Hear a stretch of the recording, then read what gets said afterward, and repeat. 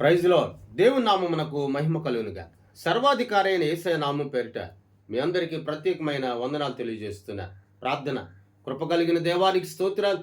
ఈ దినమందు ప్రత్యేకముగా నిన్ను స్తుతించి నీ వాక్కును విని గ్రహించగలిగే కృప మాకు దయచేయమని యేసయ్య నామమున అడుగుచున్నాము తండ్రి. ఆమేన్. యోహాను సువార్త 6వ అధ్యాయం 38వ వచనాన్ని మనం చదువుకుందాం. నా ఇష్టమును నెరవేర్చుకొనుటకు నేను రాలేదు, నన్ను పంపిన వాని చిత్తము నెరవేర్చుటకే పరలోకము నుండి దిగి వచ్చి తిని.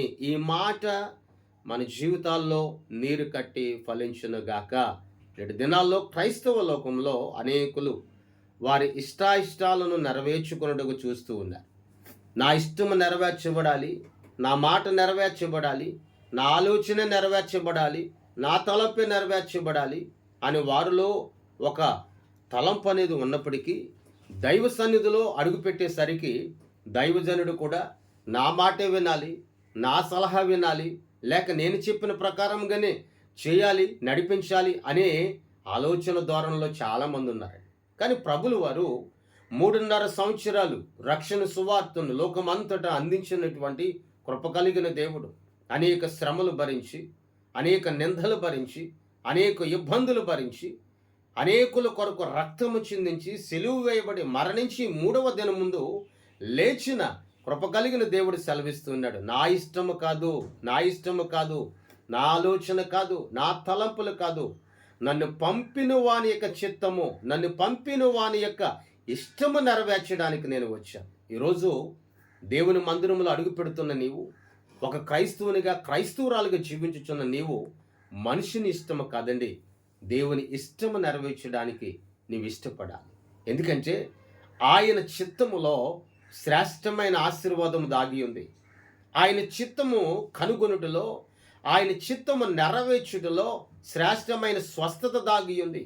ఆయన చిత్తము నెరవేర్చుటలో, ఆయన చిత్తము కనుగొనుటలో శ్రేష్టమైన మహిమ దాగి ఉంది. ప్రియ దేవుని బిడ్డ, ఈ రోజున అధికారి ఇష్టము నెరవేర్చడానికి పరుగులెడుతున్నవేమో, మనిషిని ఇష్టము నెరవేర్చుటకు నీవు పరుగులెడుతున్నవేమో, పాపము అనే ఆ ఇష్టాలు కలిగి నువ్వు పరుగులెడుతున్నవేమో, వ్యభిచారపు ఇష్టములు కలిగి నువ్వు పరుగులెడుతూ ఉన్నావేమో, లేక జూదం అనే ఇష్టము కలిగి పరుగులెడుతున్నావేమో.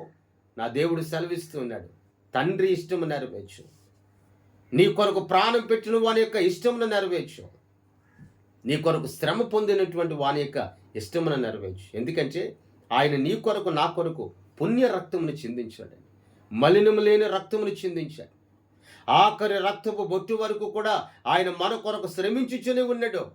అందుకని ఇక్కడ అంటాడు, నీ ఇష్టము కొరకు నీవు ప్రార్థన చేస్తే, నీ తలంపే నీ ఊహ నెరవేర్చబడాలి అని నువ్వు ప్రార్థన చేస్తే అది నెరవేర్చబడదు. ప్రభువా, నేను నీ కొరకు జీవిస్తానయ్యా, నీ కొరకు బ్రతుకుతానయ్యా, నీలో నేను ఉంటానయ్యా, నీ కొరకు నేను బ్రతుకుతానయ్యా, నీకే నా హృదయాంతరంగా నేను సమర్పించుకున్నానయ్యా, నీకే నా బ్రతుకు నేను సమర్పించుకున్నానయ్యా అని చెప్పి నువ్వు దేవుని సన్నిధిలో మోకరిల్లో ఆయన వైపు తిరుగు. ఎందుకంటే ఆయన ఇష్టాన్ని నెరవేర్చే వాడిని ఏమాత్రము కూడా త్రోసివేసే దేవుడు కాదు. ఆయన హక్కుని చేర్చుకొని వారి అవసరతలు తీర్చడమే కాదు, వారిని ఉన్నతమైన స్థలంలోనికి ఎక్కింపు చేసే దేవుడు నా దేవుడు. ఈ మాటలి వాగ్దానం నీ జీవితంలో నీరుకట్టి ఫలించునుగాక. ప్రార్థన. కృప కలిగిన దేవానికి స్తోత్రాలయ్యా, కృపామయుడా నీకు వందనాలు. ఈ ఉదయకాల సమయాన ఈ వాగ్దానం ద్వారా మేమందరము దర్శింపబడికి సహాయం చేయండి. కృప కలిగిన శక్తిని దయచేయండి, ఆనందమును దయచేయండి, ఆరోగ్యము దయచేయండి, నడిపించమని, దీవించమని, హెచ్చింపు చేయమని యేసయ్య నామమున అడుగుచున్నాము తండ్రి. ఆమేన్. దేవుని సన్నిధి మీ అందరికీ సదాకాలం తోడయండి, నడిపించునుగాక. ఆమేన్. మీ అందరికీ వందనాలు తెలియజేస్తూ ఉన్నాను.